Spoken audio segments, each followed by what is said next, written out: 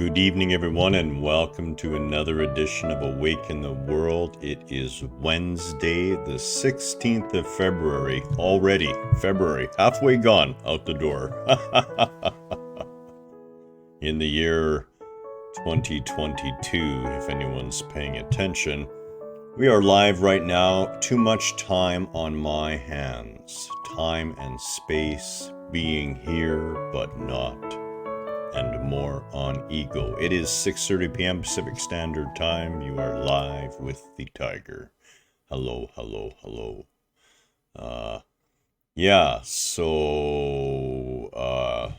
Boy, interesting times, that's for sure. So as always, let me start by expressing my love for you just as you are right now. You are absolutely perfect right now. Everything that's happening is absolutely perfect right now. And I know a lot of people say, well, I don't even know how you can say that, Garen.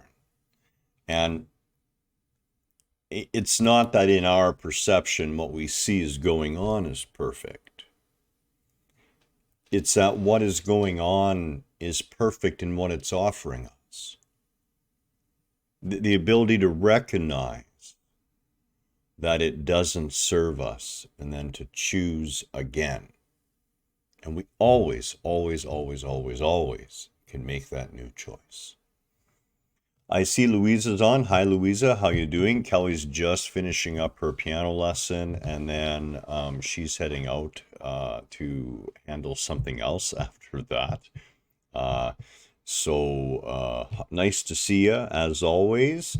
And yep, kind of flying solo right now. Kelly had a fantastic first day yesterday. She came home and said, I don't feel like I did a lot. And I said, well, that's really not the point. But it was a long day. So this morning, I had the alarm set for 6 a.m. and I'm typically up before that anyways. Kelly's turned into someone who can sleep in fairly comfortably for a while anyways. But what ended up happening is I woke up early this morning. I left Kelly to sleep in, and I made a fresh mushroom and spinach omelet with garlic and dill and mozzarella cheese and fresh coffee and a toasted English muffin, all ready for breakfast when she came down. So that it was a long day for her, between working and then going to class in Vernon for the evening. It was the least I could do. And then, to look after the house and handle the cleaning and make sure that there's nothing she felt like she needed to do.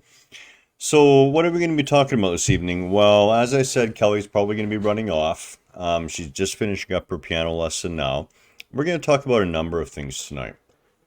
And one of those is, in reality, everything ties into everything else. So it's not like we can leave any one thing out, because everything that occurs at that micro level, at the level of the individual, let's say, okay, is indicative and reflective in what's occurring at the macro level.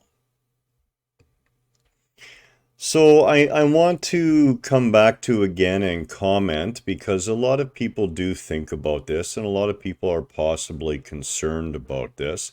And I just want to cover off what's happening here in Canada right now.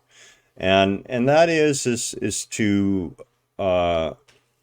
make you understand first and foremost that the easiest way to tell whether an organization, a person, a movement, a group, a protest, whatever it is coming from the place that they claim to be coming from, is seeing if thoughts, words, and deeds are all lining up. And there's a lot of people, who will say, well, the protesters are saying they're nothing but love. And I would, come back with, well, speaking the words that you're there for love is just speaking. You know, maybe your thoughts are about love, maybe your words are about love, but what are your deeds? The constant disruption of people's lives, the literal attacks, the the flags, the Nazi flags, the Confederate flags, Trump flags, the idea of bringing down a duly elected democratic government in a democratic society, as far as what passes for democracy these days, none of those things are indicative of love. Love doesn't behave that way. So, as I've said many times, it's not that these protesters are bad people. That's one of the unfortunately easy jumps that the human ego loves to make. And the reason it makes it is it instantly elevates the ego who is first to say it to the top of the pole and gives him that position of righteousness.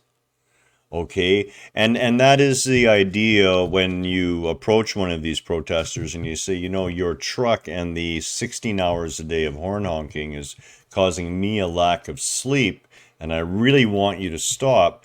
And their answer is, well, I love you, man. You know, no matter what you have to say about me, no matter what you have to say about what I'm doing, I love you. Now, that's the antithesis of Jesus Christ. You know, that'd be like Jesus picking up a rock and beating the woman by the well as he said that she's forgiven and that, you know, she's free and that she's loved. You know, and this is sort of the way those things end up playing out. So, when it comes to what's going on in our world right now, what's really important to understand, even as far as these protests here in Canada, is that this is an outlet for that alarm bell that I've talked about many times over the last few years. That inner knowing, because of our undeniable connection to nature as being part of nature, that we would try to deny. But we have that inner alarm bell, and as a species, it's been going off for a while. And it causes a dysfunction to begin to build. And this dysfunction will pour out, of course, in the way we're seeing it, in fear and in anger and at the idea somehow that there's something being taken, something being lost. And this plays right into the whole idea of what we're going to talk about in earnest tonight, and that is the concepts about dealing with death and dealing with suffering.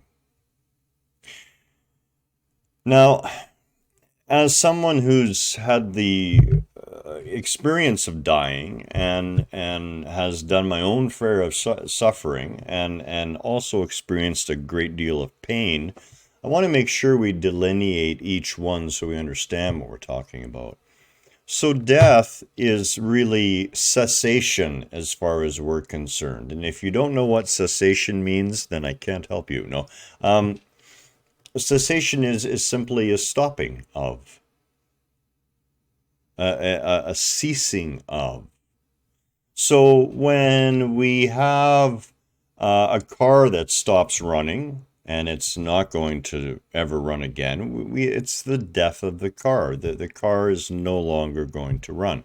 When we have an idea of who we thought we are or what we believed in, and that changes, we experience a type of death. But of course, the death we're talking about here is the more usual use of it, the cessation of the life of this particular form. Now, when we're talking about suffering, we're talking about Whatever the egoic personality has to think about whatever's happening. That whatever happening can be pain. You know, my back is constantly on my case, let me tell you. And there are times when I allow myself to pay just a little bit too much attention to it. And then if I allow my thinking to begin to get carried away in relation to the pain I'm feeling, now I'm heaping suffering on top of the pain that exists. I find it much better to just be, aware of my posture all the time and go ahead and get on with life. And then I don't find that sitting in the background. So now that we understand what death is, and we're talking about that deep death, graveyard dead, and we know what pain is, that's the physical experience that we're having, and then suffering, which is the mental experience of the physical experience. So how do we deal with this? And it's going to become more and more important as more and more people die. And as we witness more and more suffering, and as people experience more and more pain in a shifting world, we are at a place where our entire way of life, which was always borrowed. Most people never really sit back and think about the fact that the only reason we've been able to do what we've been able to do to date as a species on this planet is because we've been using up resources that are millions of years in the making. And all of a sudden we come along and we use up those millions of years old resources, never understanding that the use of them is what's causing the damage. And before we carry on with this, if you want to see an interesting movie, watch Seaspiracy on Netflix. It talks a lot about what's going on with life in the oceans right now, and it's rather devastating. So how do we begin to deal with this? Well, the first thing we need to do is we need to really understand, just as Kubler-Ross said in the stages of grief, when it comes to on death and dying, we need to understand that acceptance is really the only path. And there's really only two types of acceptance that happen. There's the voluntary acceptance, and then there's the grudging acceptance when the being realizes that it doesn't really matter whether the being accepts it or not. So, for example, you can not accept that your friend has died. You can refuse to accept that your friend has passed away. And you can fight that and make yourself as miserable as you possibly can. The only thing you're doing is putting off what's already crystal clear. And that term we use is cognitive dissonance. When you refuse to see, refuse to accept what is right now. So one of the best ways to deal with death and suffering and pain, whether it's yours or someone else's, is to accept that since it is happening, there is a purpose there. Now, maybe you can't see the purpose, and it's not for you to have to sit in front and worry about the purpose. What it's there for you to realize is that the experience itself has value, has purpose. There's something in it, and you are part of it if you're witnessing or participating within that experience. And knowing that if it is happening right now, that it is exactly as it should be, can be enough to bring a level of peace. Enough to bring a level of acceptance. That there's nothing that can be done to change what's happening right now. That all the things that needed to be done are long gone. And now what's left is this event and the realizations that can come from it, the opportunities to reach out to other people. You know, one of our group members got a hold of me early this morning, and, you know, they're struggling with this whole concept, the amount of suffering, watching people in pain, watching people suffer, watching people die, and having to deal with the people who are left over as well. And this can be a difficult path if you are not in an organization that allows you to speak the truth of your experience openly and freely. And in those cases, you can still find your way around that in some way to be able to offer some degree of solace.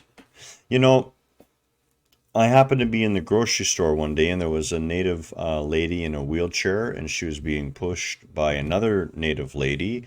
And as I came walking by, I heard them talking about the death of the lady's sister, the one that was in the wheelchair. And I could tell she was having such a hard time with it. So I literally just stopped, looked her straight in the eye. I relayed my experience, put my arms around her, and told her that it was all right, that there was nothing that had been lost. And of course, we were both crying at that point. And that's really the part of it that has to happen. You see, mentally, even if we've accepted on a number of levels what's happened, mentally, we build up this huge whirlwind of energy over what's happened.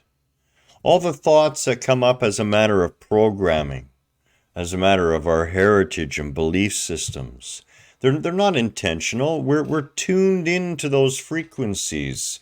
And habitually, some of those will stream in. And if we hold on to those and we grab onto those, they don't help us. But if we let it out, if we release it, if we're not afraid to simply cry, that's the body's way of releasing that thought. It's an energetic outpouring. And it doesn't only serve you, it also serves the person who needs your succor, your comfort.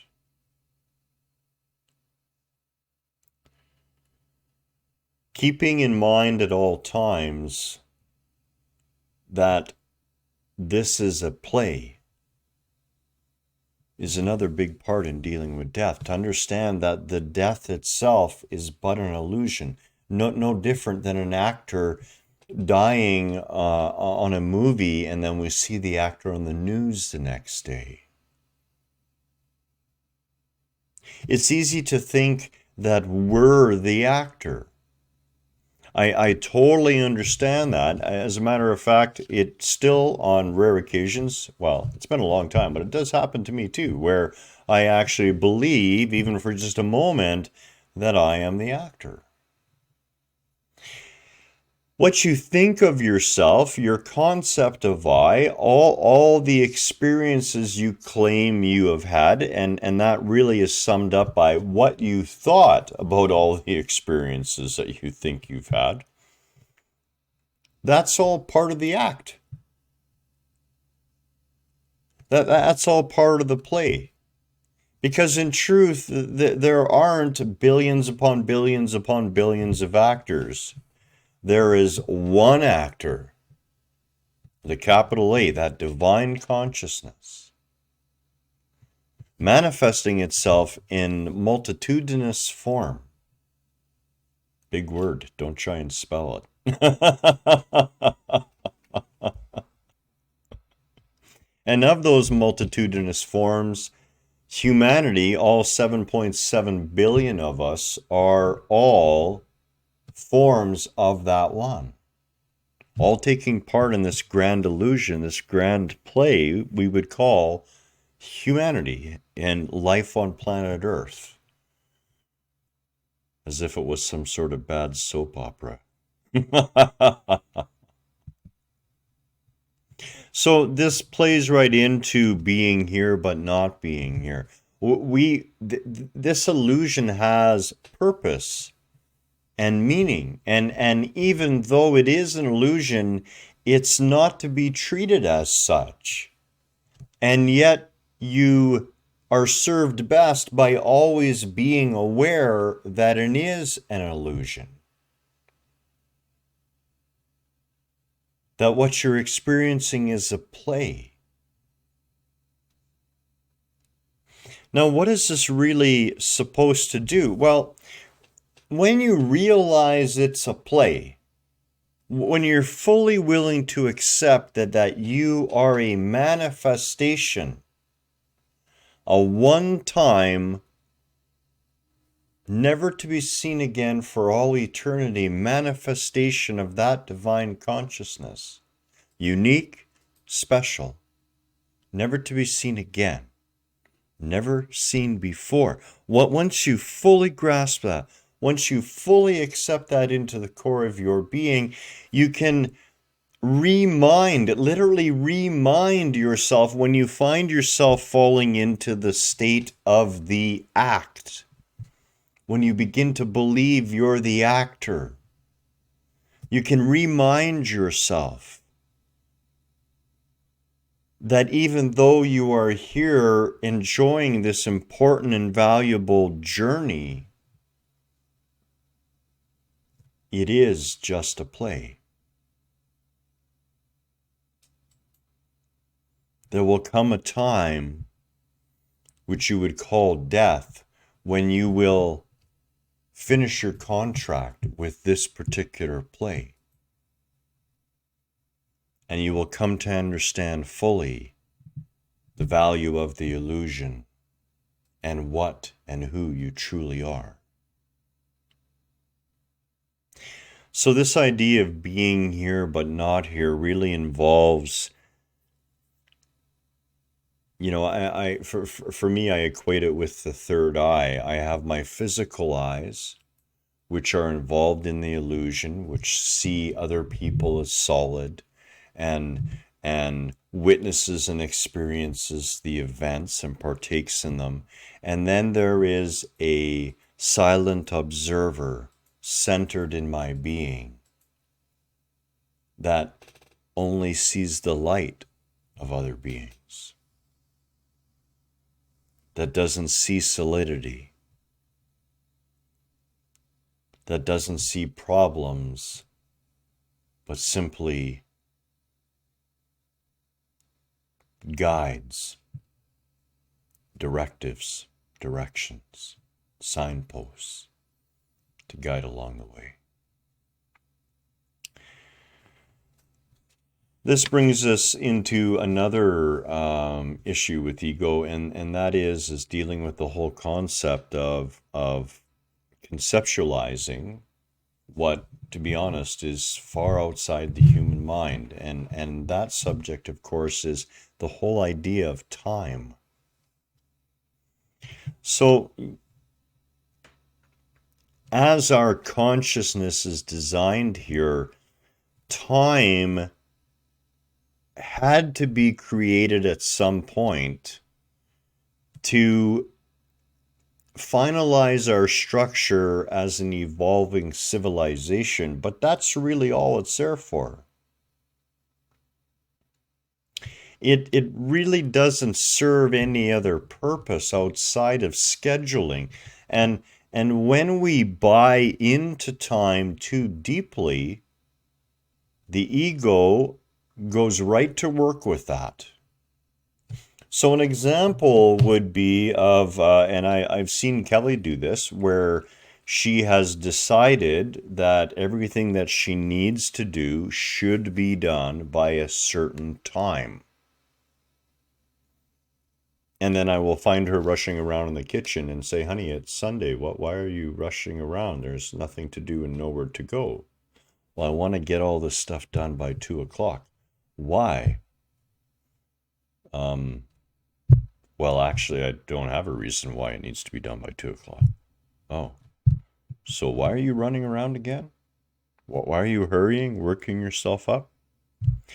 This is what time does when we allow time to take over. And again, it's not that time does it, it's that we do it.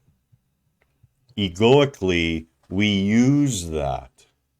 And a lot of times we use it to our disadvantage, as we're prone to do.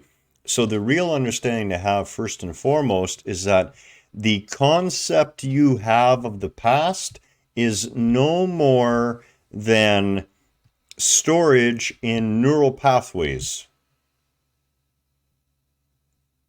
And it isn't even the past as it occurred. It's the past as you perceived it. In other words, that past isn't really indicative of anything at all other than an indicator of how your perceptions have changed in relation to your experiences of life. Because anyone with any degree of awareness or awakening and honesty with themselves is going to say, well, wait a minute. Garen's right. Nothing that I remember about the past is anything more than my memory of my perceptions. And we know how fast that memory can become corrupted. And how our perceptions aren't actually indicators of truth, they're indicators of our state of being. So this is why I'm very cautious when it comes to the past and do my best to keep people away from the past. The past is what came before, and the only thing it's there to do is examine how you used to perceive something. And then to choose for yourself whether you're going to perceive it in the same manner or make a new choice to perceive it in a new way. The idea that we ever run out of time is also linked to the idea of death, and it's built into the idea that we have a certain limited number of days here, which is true. But none of us knows the hour of our death.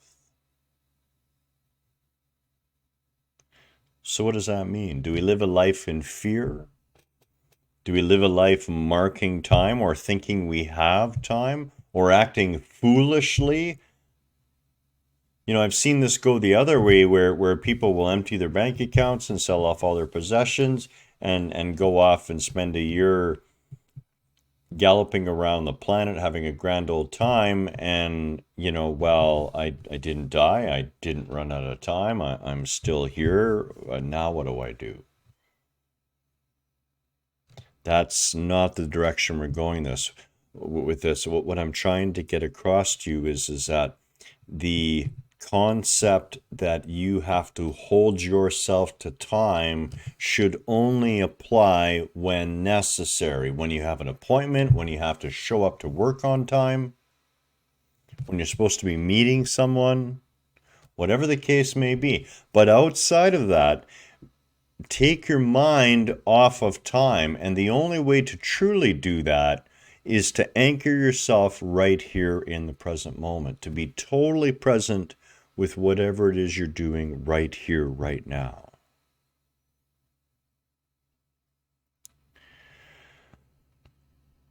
We are, out of time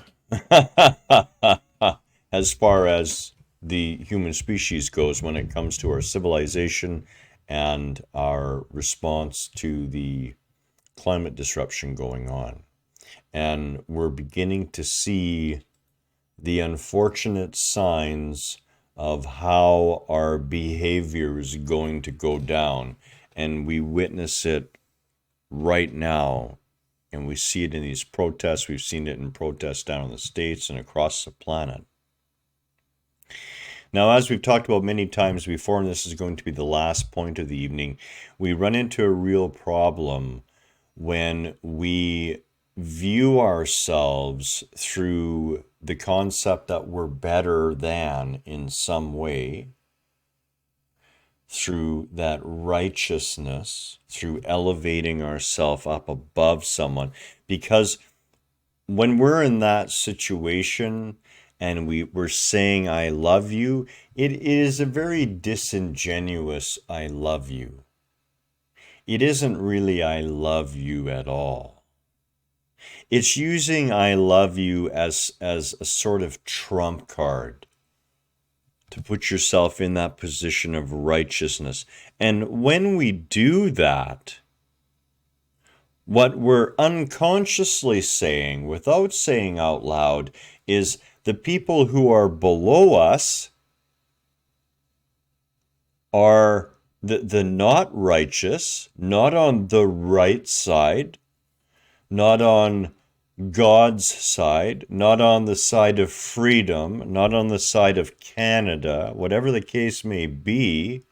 Those people are somehow now what? They're now bad. And that's what we do.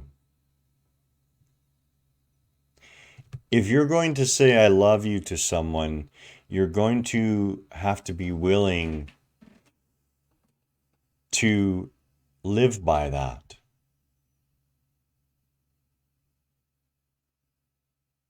And unfortunately for most people, love is nothing more than a business relationship. Love is totally one-sided. Whatever you choose to do out of love for another, if it's done out of love, needs no recognition or reward. Why? Because you've already received the recognition and reward in the act. That's it. That's all. I don't have a lot more tonight. I want to try and keep it reasonable, try and keep it short, and just remind everyone that going forward, peace, calmness, stillness of mind and being, truly seeing ourselves in another, being able to look deeper and see the beyond the symptoms and down to what the actual underlying disease is going to become more and more important as things become more and more volatile over time. That's it. That's all. Namaste. Have a beautiful night.